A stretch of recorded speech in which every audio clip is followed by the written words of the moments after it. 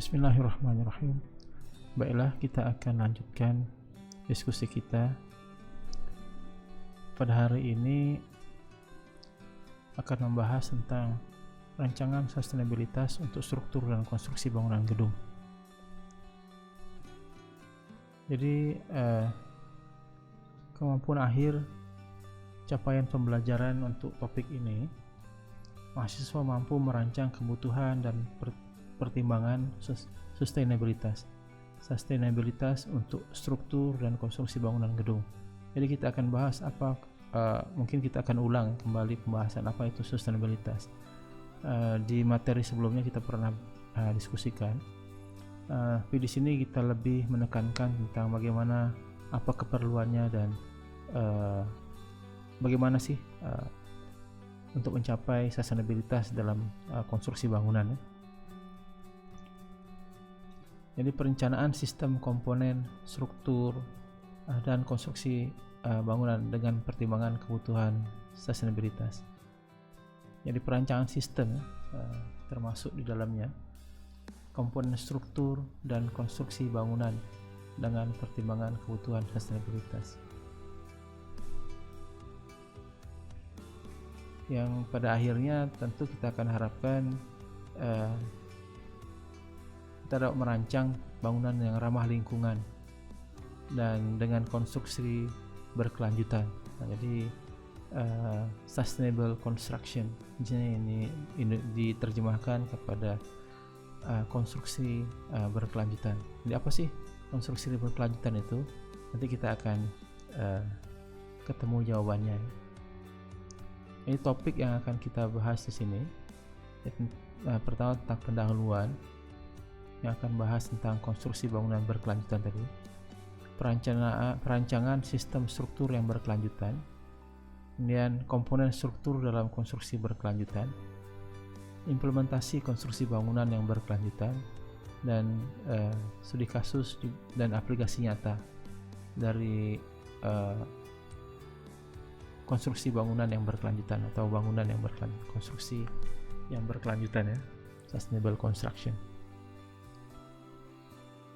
Jadi yang akan kita bahas tentu hanya terkait dengan bangunan, karena bangunan ini adalah satu objek yang sangat kompleks, walaupun dia kecil sekalipun, tapi interaksi dengan pengguna, dengan lingkungan, dan juga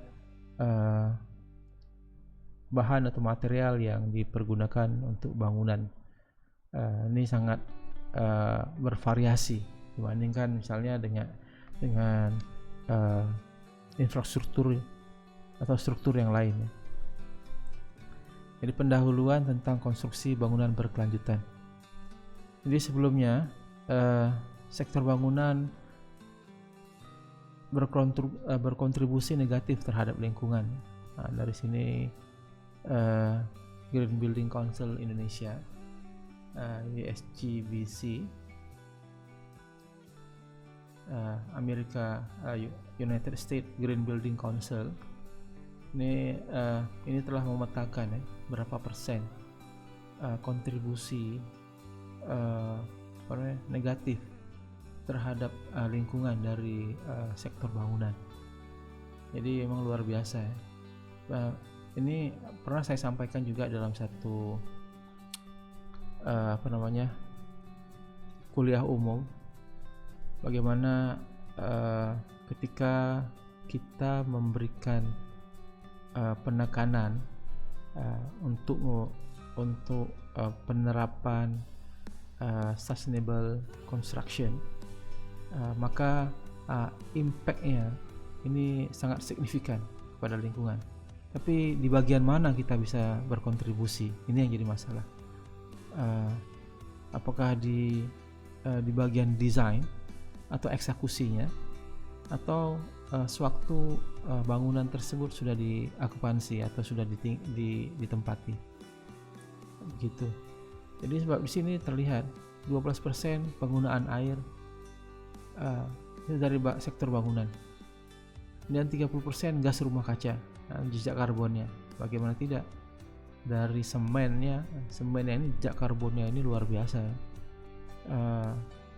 Ini semen ini adalah hasil olahan bahan-bahan yang berkualitas tinggi. Batu kapur itu tidak bisa sembarangan. Kemudian campuran alumina, campuran silika. Kemudian bahan-bahan yang lain kan, belum lagi bahan bakarnya ya. Baik itu menggunakan batu bara atau gas atau minyak bumi untuk membakar dan menggerinda atau menghaluskannya menjadi satu produk yang sangat halus ya. Semen ini ya, kenapa dibuat begitu halus? Supaya dia bisa mengikat keseluruhan, menjadi bonding ya, mengikat seluruh partikel agregat kasar dan agregat halus dalam campuran beton menjadi satu. Dia menjadi bindernya, atau dia digiling halus. Kemudian 65% pengeluaran limbah dari sektor bangunan. Ya, di sini limbahnya ini bukan hanya limbah rumah tangga ya, tapi limbah konstruksi. Sewaktu proses konstruksinya ini juga banyak, apalagi dengan cara tradisional ya. Wastage atau sisa, kemudian ya produk-produk buangan dari sisa konstruksi bangunan ini banyak. Itu bisa sampai 15-20% ini dari keseluruhan bahan yang digunakan ini adalah wastage. Bahkan lebih dari itu ketika tidak dilakukan, atau maksudnya pengerjaannya itu tidak dilakukan dengan baik, dengan tenaga buruh atau tenaga tukang ya, pekerjanya ini adalah pekerja musiman, maka wastage-nya ini atau limbahnya ini akan banyak.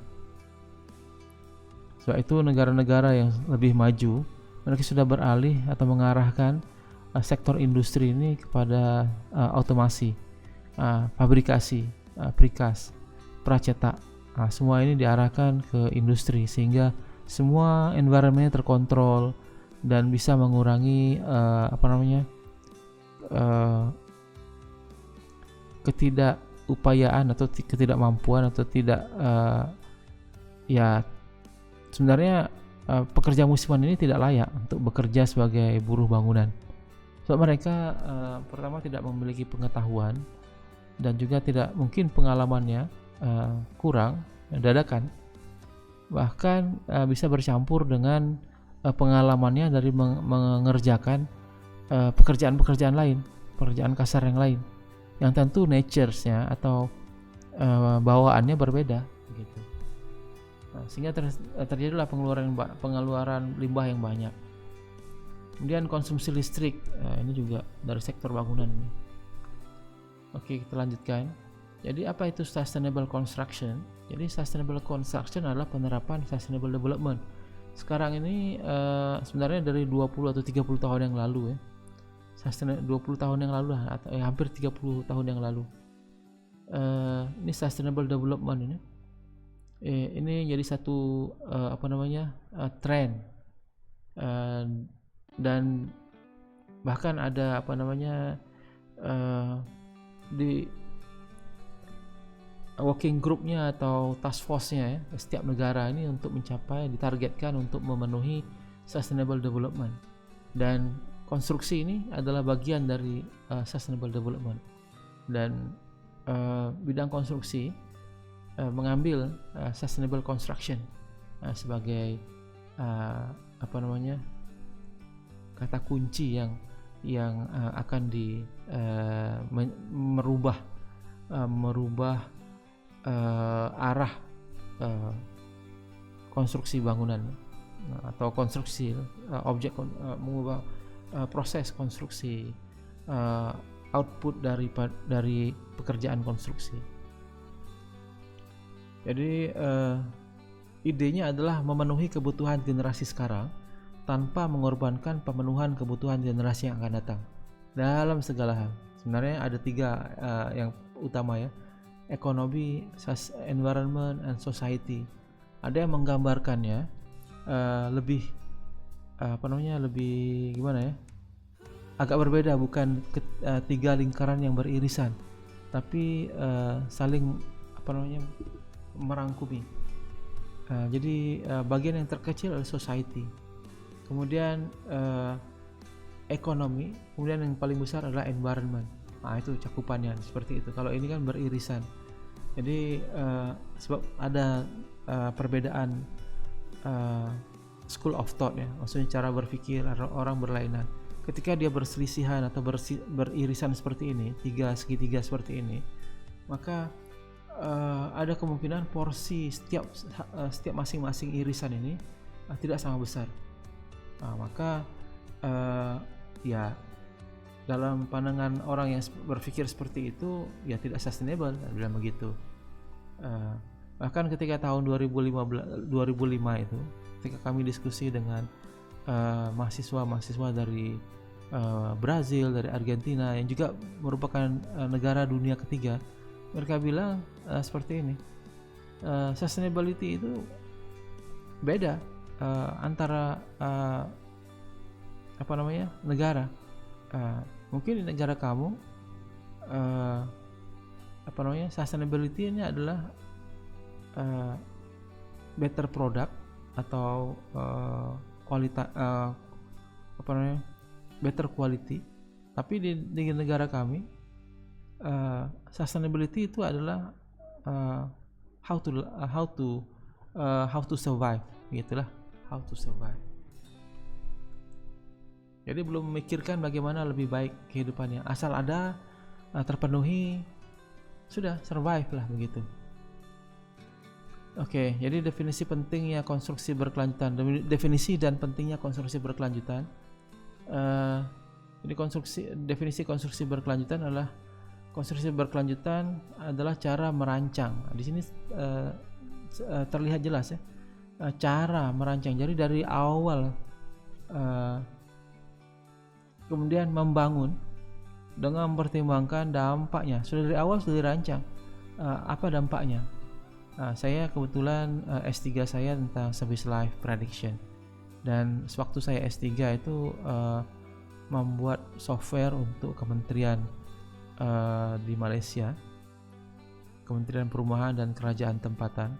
Jadi semua proyek-proyek perumahan, Jabatan Perumahan Negara itu di bawah Kementerian Perumahannya itu, dan mereka sudah pikirkan apa dampaknya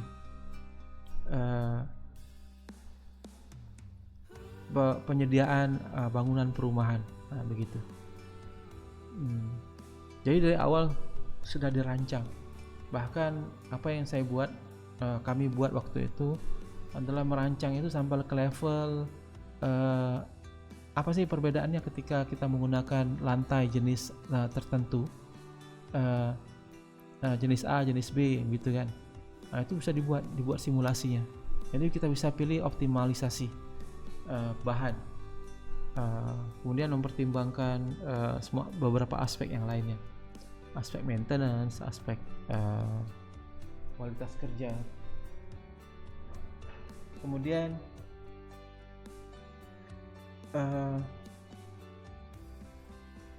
tujuannya adalah untuk menciptakan bangunan yang ramah lingkungan, berkelanjutan dan efisien dalam menggunakan sumber daya. Kalau ketika sudah dirancang dari awal, berbasiskan apa sih dampaknya, maka kita sudah bisa memitigasi, sudah bisa kita sudah bisa mempersiapkan diri lah ketika dampak itu, ya mungkin ada dampak yang kita tidak bisa hindari. Kita akan mengalami dampak tersebut. Maka tentu kita akan perencanaannya itu kita merancang bangunan itu akan menerima dampak atau impact yang kecil atau seminimal mungkin. Ya seperti apa contohnya ya, misalnya membangun bangunan di bantaran sungai atau di dekat bantaran sungai. Jadi ada kemungkinan siklus tahunan atau siklus ada El Nino, El Nina dan sebagainya. Itu ada kemungkinan ketika bertepatan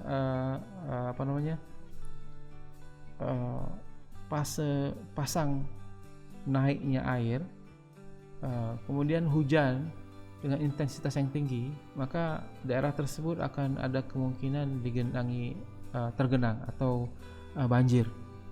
Maka bangunan yang kita buat itu adalah adaptif, lebih adaptif, lebih bisa menghadapi bencana. Kemudian mengurangi dampak bangunan terhadap lingkungan.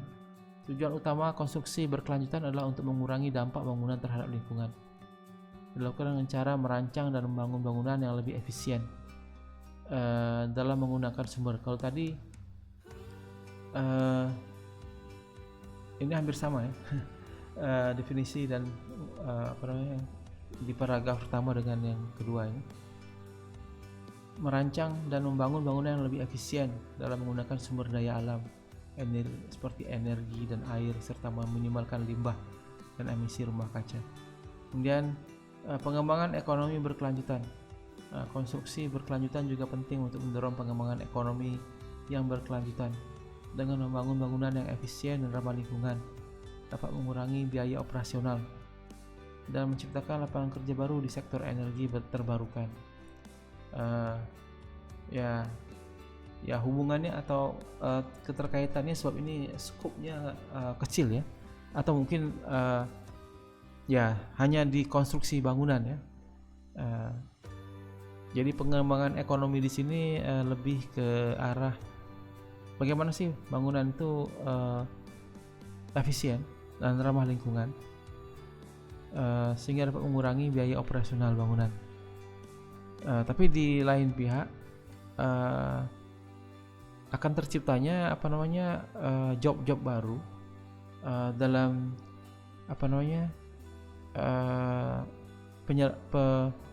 maintenance atau perawatan dan perbaikan bangunan untuk tetap memenuhi performanya atau performanya ya, sehingga bisa menjadi efisien dan ramah lingkungan. Ini harus ada orang-orang yang ahli atau terlatih paling tidak untuk mengendalikan bangunan tersebut, sehingga untuk bisa mengatur sehingga bangunan tersebut efisien dan ramah lingkungan. Itu tidak bisa, kita tidak menutup kemungkinan adanya teknologi baru atau adanya job baru yang dihasilkan dari konsep atau pemenuhan sustainable construction atau konstruksi yang berkelanjutan. Sebab bangunan itu sifatnya tidak satu bangunan itu bukan isolated object ya, bukan objek yang terisolasi, sehingga ada interaksi, perubahan iklim, kegiatan, dan juga faktor-faktor yang lain. Ini akan mempengaruhi performa bangunan, sehingga perlu selalu dinilai, dan ini juga akan menghasilkan pengembangan ekonomi yang berkelanjutan gitu. Jadi konsep sustainable construction secara resmi muncul dalam forum CIB, Conseil International du Bâtiment ya, ini bahasa Perancis ya, tahun 94. Bayangkan dari tahun 94 berarti sudah 20 tahun ya, atau 30 tahun ya, betul 30 tahun, 3 dekade sudah, dan masih berlanjut.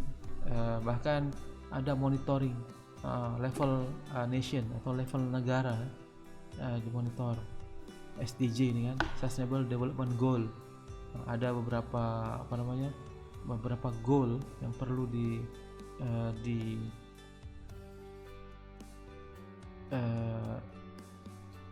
dipenuhi lah, seperti itu. Ada target-targetnya. Nah, konsep ini memiliki tujuan merancang dan mengoperasikan bangunan yang sehat atas dasar efisiensi sumber daya dan konsep ekologis. Ini kalau sustainable construction yang seperti ini hubungannya dengan bangunan ya. Jadi kembali ke dampak yang diberikan oleh konstruksi industri, kita garis bawahi lagi. Industri konstruksi adalah pengguna terbesar sumber-sumber alam, dan bukan itu saja, sumber alamnya sumber alam yang paling baik, maksudnya yang berkualitas, tidak bisa sembarangan. Tanah batu kapur, tanah liat, atau clay atau yang gitu ya, dicampurkan ke dalam semen, kemudian aluminium, silika dari pasirnya itu dicampur kemudian dibakar sedemikian rupa sehingga menghasilkan materi semen. Semen ini adalah maksudnya materi yang ketika dicampur dengan bahan yang lain, dia akan mengeras walaupun di dalam air. Begitu, itu arti dari perkataan semen. Bayangkan clay, limestone, mixer, kemudian ada rotating heater, dipanaskan, kemudian ada grinder. Ini semua proses yang memakan banyak sumber daya. Dan produksi bahan bangunan bersifat energi intensif, ya, sehingga menjadi penyumbang besar CO2. Jadi adanya air, semen, untuk menghasilkan materi yang bisa berhidrasi, hydration process, untuk menjadi solid, keras, ya, tanpa dibakar. Kalau batu bata kan tanah liat, untuk menjadi keras itu harus dibakar, tapi semen tidak perlu, gitu. Ini inovasi dari menghasilkan semen. Dulu orang susun batu bata, begitu kan, batu bata yang dibakar kemudian disusun. Lapisan antaranya ini dari tanah liat, tanah lempung, yang kemudian ya tentu ada kelemahan ketika batu kapur dicampur dengan tanah liat, ini akan mengeras juga, tapi dia akan mudah tergerus dan akhirnya batunya lepas. Jadi harus ada ya seperti piramida, seperti itu. Lapisan luarnya limestone, maksudnya dari tanah lempung kan, tanah liat yang dicampur dengan batu kapur, sehingga dia bisa dibentuk dan mengeras, tapi akan mudah terhakis baik oleh hujan, oleh air ataupun udara, begitu. Manfaat jangka panjang keberlanjutan, penghematan energi dan biaya, peningkatan produktivitas, meningkatkan kualitas udara dan kesehatan, melindungi lingkungan. Jadi memang ada untuk sustainable tools ini ada terkaitan dengan Green Building Index, ya. Tapi akan lebih luas, ya. Kalau di Malaysia itu ada namanya MyCRIM, bukan MyCRIM. CRIM ini adalah institut penelitian kepunyaan satu Construction Industrial Development Board di Malaysia. Mereka memiliki pusat penelitian yang namanya CRIM, dan mereka CRIM ini menghasilkan aturan atau guideline. Salah satunya adalah MyCREST. Ini hampir sama seperti GBI tapi lebih ke carbon footprint, carbon reduction. Jadi dari awal sudah dipertimbangkan sebab di carbon production, bahkan dari pemilihan material awal, bahkan bukan itu saja, dari pembukaan lahan itu sudah ada hitungannya, bukan saja dari bangunan. Dan dari bangunannya itu dihitung berapa keluasan dinding, keluasan atap, sebab dinding dan atap adalah bagian dari bangunan yang akan menerima dan menyerap panas dari matahari. Sehingga bagaimana suhu di dalam ruangan itu bisa tetap nyaman tanpa tergantung dengan energi listrik atau menggunakan artificial ventilation, seperti itu. Seperti AC atau seperti kipas angin. Itu bisa dihitung energi yang diperlukan.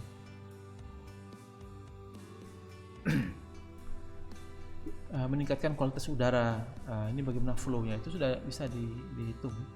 Maksudnya dari analisa CFD, bukan Kavli D ya. CFD ini adalah Fluid Dynamic Analysis ya. Ini perancangan sistem struktur yang berkelanjutan. Jadi tentu pemilihan bahan ramah lingkungan ya. Sekarang ini kita sangat bergantung dengan beton. Sebab apa? Beton ini materialnya atau bahannya terdapat di mana-mana. Batu, pasir, itu di mana mudah didapatkan. Tinggal mencampurnya dengan semen, udah jadi gitu. Dan bahkan ya ada penulangan lah begitu. Dan juga kenapa kita sangat bergantung dengan semen atau beton ini karena padat karya sudah bisa membuka banyak lapangan pekerjaan. Tenaga buruh musiman bisa diserap dan sebagainya. Akan tapi tentu ada batasan ya. Beton ini ketika campurannya tidak baik, dari awal itu sudah mengalami kerusakan sebenarnya. Belum lagi dia ketika terekspos dengan korosif, baik itu di udara atau di tanah atau di air, ini akan merusak kekuatan. Itu dipanggil durabilitasnya, penting durabilitas bahan ya. Bahan seperti kayu itu lebih tahan terhadap korosivitas atau dari zat kimia. Akan tapi sebab sifat kayu yang bisa juga menyerap air, ketika ya dia akan mengembang, dan kemudian ada hewan, sebab dia ada lignin di dalamnya, ada protein, itu akan dimakan oleh mikrob lah. Jadi pemilihan bahan ini penting di sini. Bahan yang paling efisien dapat mengurangi limbah dan biaya yang terkait dengan transportasi dan pengolahan material. Tentu di sini itulah bahan ini bukan hanya sekedar apa yang ada di sekitar kita. Kadang-kadang dia harus diimport dari tempat yang jauh, diambil dari tempat yang jauh. Ini memerlukan bahan bakar, memerlukan kendaraan yang akan menghasilkan emisi di udara, begitu, polusi di udara.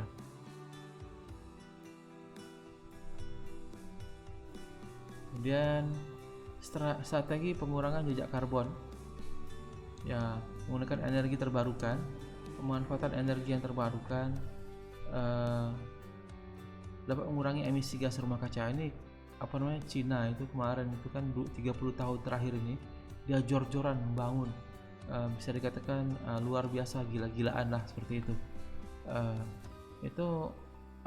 Mereka di awalnya tuh ya pakai aja semua bahan batu bara dan sebagainya, yang akhirnya kalau kita lihat itu polusinya sampai polusi masih sangat tinggi ya, dihasilkan dari CO2, SOx dan sebagainya. Cina dan India. Tapi Cina setelah kota-kotanya didevelop dengan baik, itu mereka sudah mulai merasakan perlunya kualitas udara, sehingga mereka menghasilkan inovasi-inovasi yang lain sebab sudah terpenuhi kebutuhan dasarnya. Jadi mereka mulai memikirkan bagaimana menghasilkan energi saving atau energi efisiensi building. Meningkatkan efisiensi energi dapat membantu mengurangi jejak karbon. Ini yang kita bisa, maksudnya sustainable konstruksi atau konstruksi yang berkelanjutan itu di mana peran kita itu? Apakah di desainnya? Ya tentu di desain. Kita harus memilih bahan, memperhitungkan dampak menghitung cost analysis, life cycle cost analysis dari setiap bahan yang kita pergunakan, seperti itu. Soal seperti apa contohnya kan, misalnya pintu kayu, teak wood atau plywood, ini tahan berapa lama sih ketika ditempatkan di dalam ruangan atau di luar ruang, sebagai pintu utama atau dipasang di kamar mandi. Tentu akan beda. Dan ketika pintu ini diganti, maka yang dihitung itu jejak karbonnya, dan juga ya jejak karbonnya ini maksudnya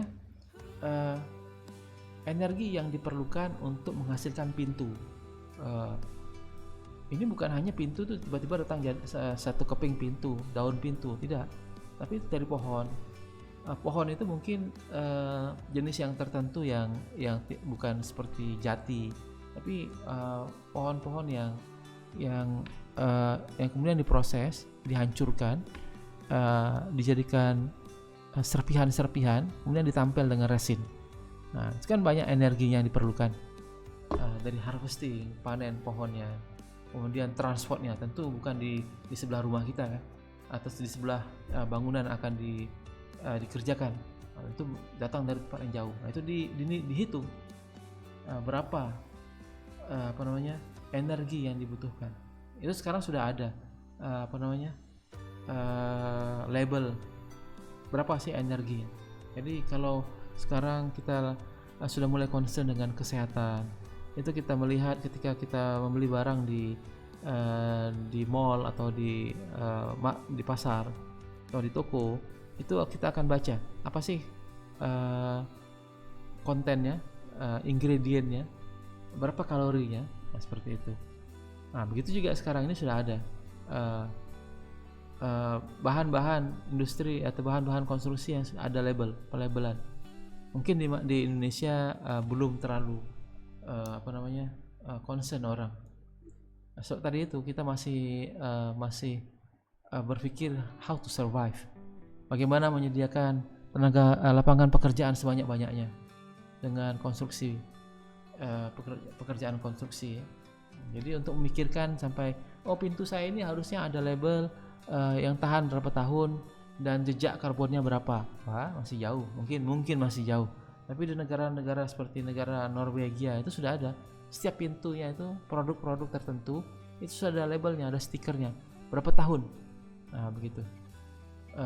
Dan berapa karbon dioksida, karbon atau jejak karbon yang dihasilkan oleh sekeping pintu. Itu ada hitungannya, sudah ada. Jadi mereka bisa hitung. Oke, baik. Dan mereka buat database sehingga kita bisa menggunakannya. Nanti mungkin kalau ada kesempatan saya akan tunjukkan bagaimana, atau mungkin di dalam slide ke depan ini akan saya jelaskan. Kemudian strategi berikutnya adalah pengurangan limbah konstruksi. Pengurangan limbah konstruksi, memperbesar jejak karbon melalui limbah bangunan, dan renovasi bangunan dapat memperbesar jejak karbon melalui limbah konstruksi yang dihasilkan. Oleh karena itu, menggunakan bahan bangunan yang ramah lingkungan dan mendaur ulang limbah konstruksi dapat membantu mengurangi jejak karbon. Jadi batu ketika demolishing atau dirobohkan, itu batunya itu tidak kita buang begitu saja, tapi kita pergunakan kembali. Atau misalnya dari pabrik bata, itu kan seringkali bata-bata pecah itu kan. Nah, ini teman saya di ITPLN Jakarta itu membuat penelitian bagaimana menggunakannya untuk beton. Tentu kekuatan atau sifat mekanisnya akan berkurang, akan tetapi dengan cara seperti ini dia bisa menyelamatkan batu-batu bata yang pecah ini untuk dimanfaatkan, begitu. Jadi limbah konstruksinya bisa dipergunakan. Atau integrasi teknologi hijau dalam sistem struktur. Nah, ini nanti kita akan ada topik khusus tentang green building yang menggunakan teknologi hijau. Tapi di sini teknologi hijau ini adalah tujuannya untuk efisiensi energi ya, pencahayaan, penyejuk udara, penggunaan sinar matahari untuk energi.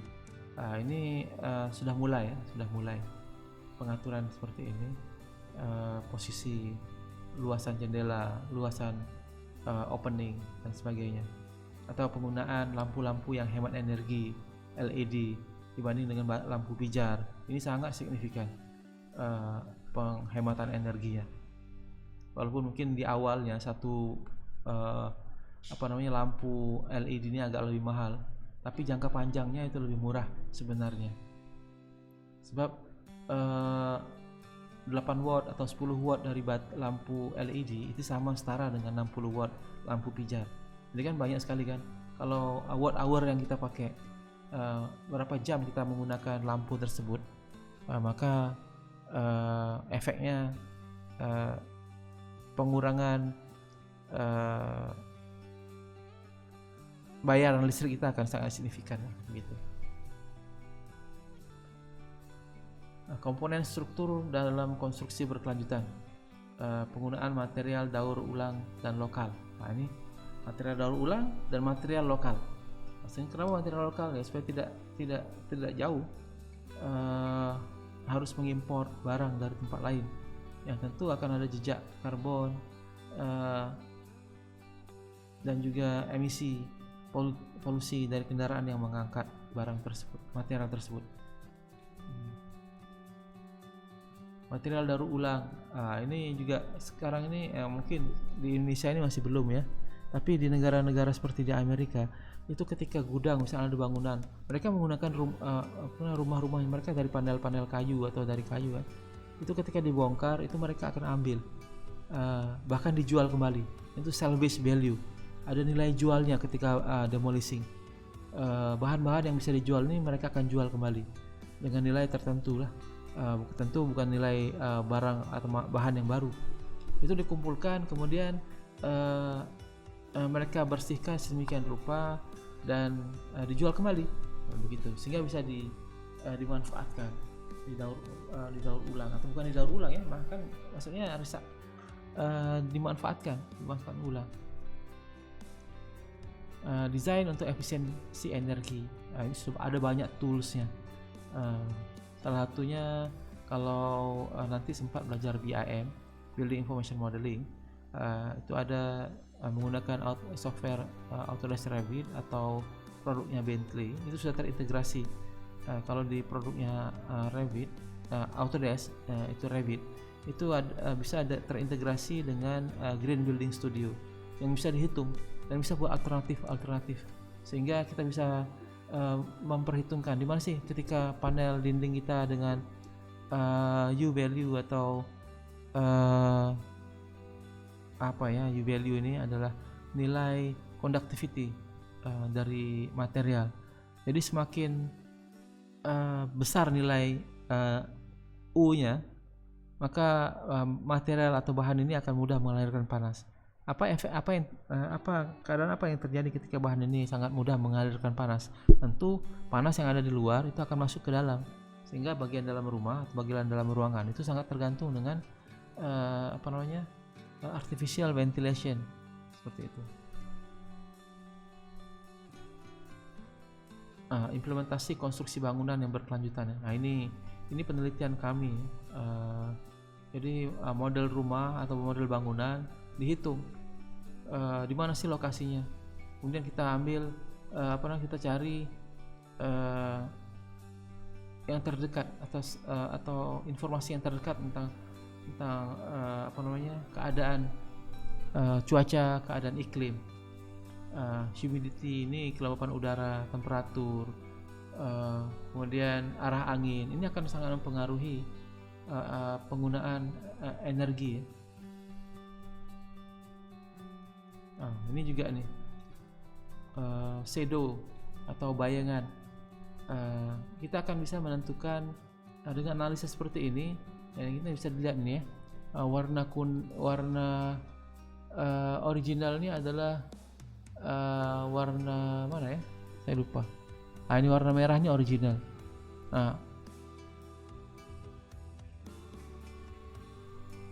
Mana original? Saya lupa. Begitu. Dan setelah dibuat analisa, jadi posisi bangunan yang paling sesuai ini adalah warna kuning ini. Yang best adalah warna kuning, dan merah ini adalah yang paling jelek. Nah, jadi sekarang ini posisi bangunan kita ini sebenarnya menghadap seperti ini. Ini paling jelek. Seharusnya bangunan mengarah ke arah kuning ini. Dan efeknya di mana? Efeknya adalah penurunan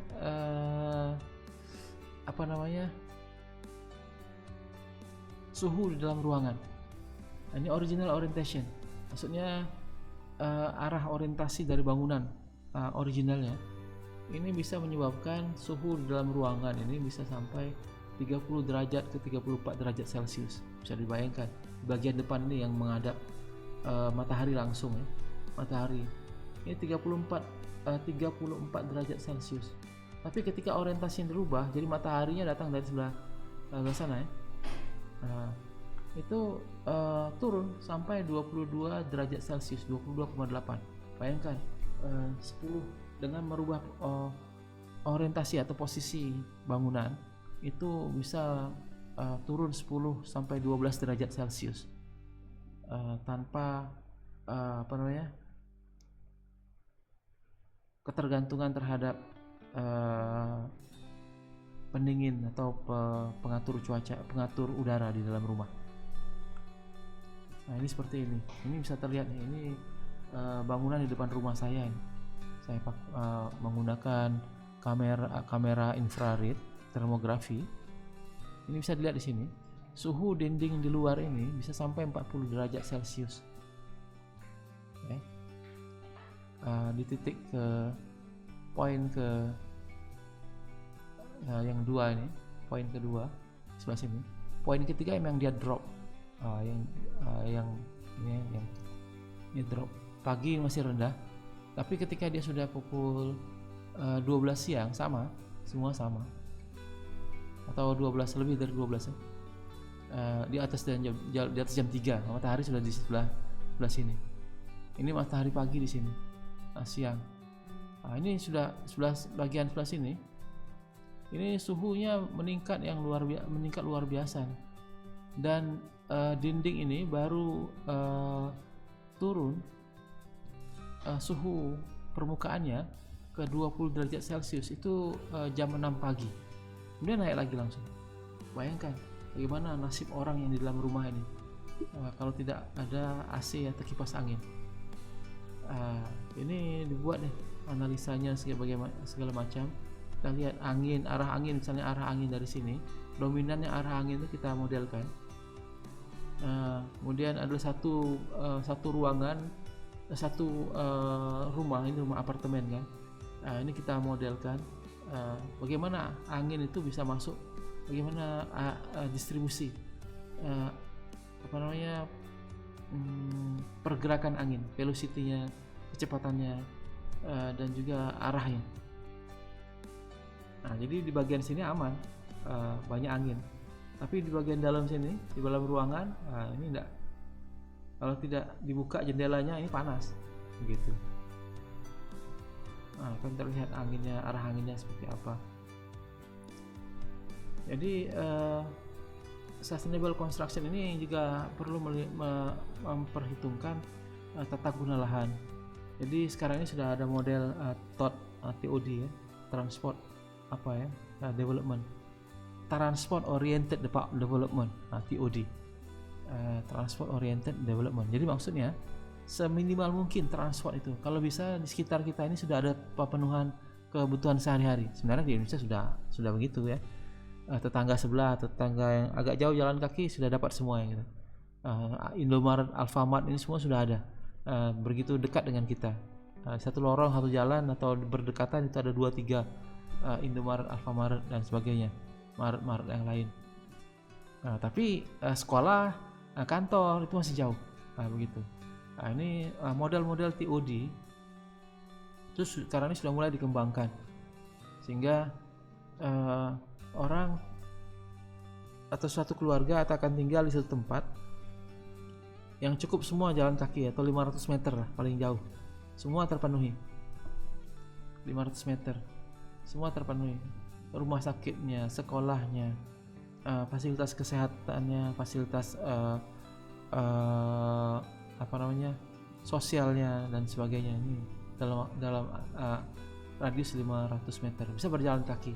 jadi mengurangi efek dampak polusi udara yang dikeluarkan dari yang dihasilkan dari kendaraan. Kalau di Jakarta sudah ada pilihan, ada kendaraan atau bis listrik seperti itu, bisa paling tidak menekan emisi buangan dari kendaraan umum. Jadi setiap bangunan terkoneksi, ada atap seperti ini, jadi bisa lebih nyaman.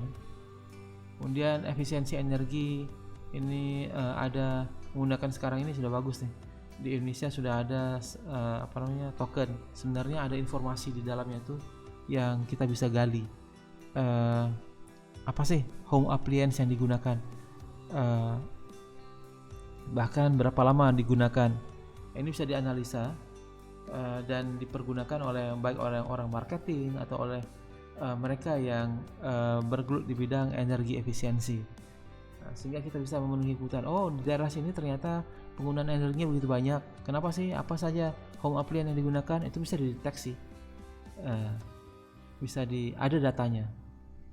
Smart meter.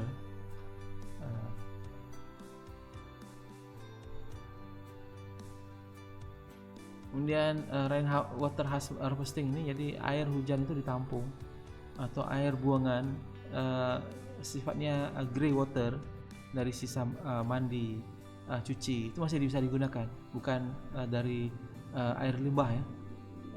Itu black water. Grey water ini masih bisa diolah, bisa dipergunakan untuk hal-hal yang lain atau yang untuk hal-hal yang tidak bukan untuk diminum, tapi untuk jadi air cuci tangan, air hasil cuci piring atau cuci apa itu kan, itu dikumpulkan ya untuk membuang, untuk siram ya, sebenarnya bisa dibuat seperti itulah. Atau dari air hujan ditampung untuk buang, sebab air hujan juga sebenarnya acid rain ya, hujan asam ya, itu sampai di bawah 5 atau sangat asam ya, itu 5,4 itu normal sebenarnya, tapi biasanya di bawah itu. Efisiensi material, penggunaan material daur ulang, dan tadi sudah kita bicarakan. Kemudian kualitas udara ruangan, ini juga dipengaruhi oleh penggunaan cat atau orang merokok di dalamnya. Ini harus ada bagaimana sih jendela ini, gimana sih sirkulasi udaranya. Yang paling baik adalah seperti di gambar ini, cross ventilation. Jadi cross ventilation ini jadi ada angin yang bersilang, sehingga udara di dalam ini akan tetap selalu bersih ya, seperti itu. Manajemen lingkungan juga, pengelolaan sampah, ini sangat penting. Ini akan mempengaruhi sustainable construction. Kemudian pelaksanaan audit lingkungan dan sertifikasi bangunan hijau, nanti kita akan bicarakan lebih detail. So, sertifikasi bangunan hijau ini ada detail-detail yang harus dipenuhi. Audit lingkungan, efisiensi energi, ada poin-poinnya. GBI atau Green Building Index itu sudah merangkum, tapi ada hal yang tidak dipenuhi, yang harus menggunakan tools yang lain atau instrumen yang lain seperti BREEAM atau LEED. Ini studi kasus dan aplikasi nyata ya. Ini contohnya ya, sekolah berkelanjutan yang di beberapa daerah, mereka sudah menggunakan energi terbarukan atau gedung ramah lingkungan, ada sertifikat hijaunya, dan ini sudah menjadi satu kewajiban ya. Kita sudah diskusikan sebelumnya kan. Kemudian evaluasi keberhasilannya, pengukuran kinerja, ini ada instrumen-instrumennya. LEED dari Amerika, BREEAM ini dari Eropa atau dari Inggris ya. Mereka sudah sangat maju dalam penerapan sustainabilitas konstruksi yang berkelanjutan, LEED, dan kita sudah mengadopsinya ya. Green Building Index, sebenarnya Green Building Index ini mengadopsi juga sebagian dari LEED dan BREEAM. Energi efisiensi, Pengelolaan limbah. Pengelolaan limbah adalah tantangan besar dalam konstruksi bangunan. Ini perlu dievaluasi. Seperti saya sampaikan tadi di awal, ketika pekerjaannya musiman yang tidak terlatih, ini hanya limbah industri hanya akan banyak, rendah konstruksinya akan banyak. Kemudian biaya yang lebih tinggi. Konstruksi bangunan berkelanjutan seringkali membutuhkan biaya yang lebih tinggi saat bangunan operasi. Sebenarnya ini sangat relatif. Biaya lebih tinggi ini ya, ketika bisa direncanakan dengan baik, maka hitungannya itu bukan biaya konstruksinya itu sendiri. Ini hanya sama seperti biaya kita membeli mobil misalnya harganya 300 juta di awal, tapi perawatannya sangat minimum. Atau bahkan misalnya produk tertentu, pabrikan tertentu itu 3 tahun pertama itu bebas biaya maintenance, free maintenance. Atau seperti mobil-mobil listrik, ada yang seumur hidup itu motornya, dibilang begitu. Jadi maksudnya biaya keseluruhannya itu bukan hanya dari biaya awal, jadi biaya seumur hidup bangunan tersebut. Jadi sangat relatif kalau sudah dihitung dari biaya keseluruhan, bukan biaya konstruksi. Biaya konstruksi mungkin ada kemungkinan, dan tergantung dengan volume proyeknya, volume pekerjaannya, maka dia akan memberikan efek secara langsung, apakah dia tinggi atau rendah. Jadi inovasi terbaru dalam teknik konstruksi berkelanjutan, material berbasis tanaman ini sudah mulai banyak nih. Material berbasis tanaman sekarang sudah mulai ada teknologi yang baru. Kita bisa laminated dari hutan-hutan industri, kayu hutan industri, walaupun tidak sesuai untuk struktur, tapi dengan teknologi laminasi itu bisa dipergunakan. Tidak familiar lah tidak umum di Indonesia. Di Indonesia ini kalau kita seorang mau beli rumah itu udah ketok dulu dindingnya, dilihat dulu bahannya. Pokoknya sudah mulai ya mungkin sejak zaman Belanda kita disodorkan dengan bangunan gedong, rumah gedongan gitu kan. Jadi sampai terpatri sampai hari ini. Kalau di negara-negara maju itu, negara-negara ya bisa dikatakan negara yang lebih maju dari kita, itu mereka efisiensi kecepatan konstruksi ini yang lebih diutamakan. Jadi mereka menggunakan material-material yang bisa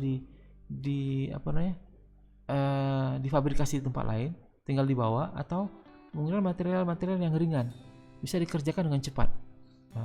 Biasanya mereka menggunakan wood framing, frame dari kayu, sehingga akan menjadi lebih mudah dikerjakan, potong-potong, tempel, dan cepat selesainya. Dibandingkan menyusun bata satu, ini akan lebih lama. Gitu. Kemudian penggunaan robot dan dalam konstruksi, ini sistem fabrikasi, dan juga sekarang sudah ada 3D printing ya. Pengembangan teknologi hijau, penggunaan panel surya ini sebenarnya bisa dihitung berapa permukaan atap kita bisa dimanfaatkan. Ini sudah dimulai sebenarnya di Malaysia. Kami sempat bekerja sama dengan PLN-nya Malaysia itu untuk menghitung atap di beberapa daerah, atau di beberapa daerah ya. Kita hitung berapa sih jumlah atapnya ini, kemiringannya, keluasannya, arahnya, dan kita petakan untuk menjual produk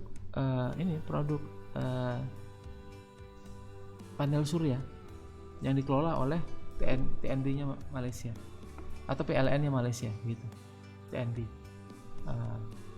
Jadi mereka sistem sewa, jadi mereka yang bertanggung jawab untuk pemasangan segala macam. Nanti listriknya ini kerjasama dengan pemilik rumah, sebagian dipakai oleh pemilik rumah, dan sebagian itu dimasukkan ke dalam grid, atau maksudnya ke dalam sistem energi, infrastruktur energi ya, di punya PLN-nya Malaysia begitu. Jadi prinsip dasar keberlanjutan dalam konstruksi. Ini rangkumannya mungkin ya. Efisiensi energi, penggunaan material dan sumber daya yang berkelanjutan, pengelolaan limbah, dan konservasi air dan lahan. Ini ada 4 utamanya. Itulah kesimpulannya. Pembangunan yang berkelanjutan dapat mengurangi dampak lingkungan dan mendorong pengembangan ekonomi yang berkelanjutan. Dengan mempertimbangkan aspek-aspek tersebut, perancangan dan konstruksi bangunan dapat lebih berkelanjutan dan memberikan dampak positif bagi lingkungan serta komunitas. Pendekatan ini tidak hanya berkontribusi pada pelestarian sumber daya alam, tetapi juga menciptakan bangunan yang lebih sehat, efisien, dan nyaman untuk dihuni. Ini memang seharusnya gimana ya? Perlu ya, kalau kita hitung secara manual, ini memang akan sangat tedious atau sangat ribet lah, atau banyak komponen-komponennya. Setiap komponennya itu penggunaan tools yang modern seperti yang saya sampaikan tadi, Autodesk, Revit, itu sudah terintegrasi. Jadi ada energi analisisnya dan dia akan dibawa ke Green Building Studio. Itu dari dalam Green Building Studio itu akan dihitung semua sampai ke penggunaan energinya per meter persegi begitu. Jadi mungkin baik kalau gimana ya, nanti kita perkenalkan lah dengan softwarenya itu. Tadi saya sudah tunjukkan bagaimana hasil analisa yang dibuat dari energi analisis ya, sehingga kita bisa mengoptimalkan bangunan. Jadi sebelum proyek dibuat itu dianalisa dulu apa sih dampaknya energi untuk bangunan tersebut, dampak penggunaan, maksudnya dampak posisi bangunan, arah bangunan, bukan posisi ya, arah bangunan terhadap energi konsumsinya. Jadi sebenarnya ketika kita membeli rumah kan kadang-kadang developer tuh cuma bilang ini Pak sebagai marketing added value ya, untuk marketing ini bagian rumah ini menghadap dengan matahari pagi. Nah begitu aja, menghadap matahari pagi, dan ada bangunan yang menghadap matahari sore. Nah tentu kita akan memilih matahari pagi. Ini sebagai sebab apa? Matahari pagi ya masih tidak terlalu panas ya, mungkin sebab perubahan energi yang dilepaskan dari malam dan ke siang itu masih tidak terlalu banyak ya. Tapi sebenarnya tergantung juga berapa sih keluasan arah itu dindingnya itu, atapnya itu. Jadi ketika atapnya itu seperti ya, atapnya itu atap pelana, jadi dua arah, sore dan pagi. Tapi ketika misalnya atap yang luas, satu atap, satu jenis atap itu hanya menghadap ke arah sore hari, maka tentu bagian rumah di dalam ini akan panas juga, walaupun dia pintu depannya menghadap matahari pagi. Nah begitu. Sehingga ya mereka menggunakan bahasa yang sangat sederhana, tapi ketika kita bisa menganalisanya, seharusnya kita bisa mempertimbangkan ketika membeli bangunan atau membeli rumah ya, sehingga ketergantungan kita terhadap energi itu akan kurang. Jadi bagaimana sih untuk menghindarinya itu? Apalagi sekarang jenis atap sekarang ini kan jenis atap yang tidak seperti dulu, atap genting, tanah liat yang lebih dingin. Sekarang atapnya metal atau metalik, atau dari bahan metalik, hanya dilapisi dengan material tertentu. Ini menghasilkan panas atau menyerap panas yang banyak gitu. Apalagi kalau warnanya gelap, warna hitam, gitulah. Jadi memang harus banyak pertimbangan. Kita seharusnya bisa membuat better life atau better product dengan menghasilkan atau dengan menganalisa dengan secara lebih komprehensif begitu. Demikian kita akhiri. Assalamualaikum warahmatullahi wabarakatuh.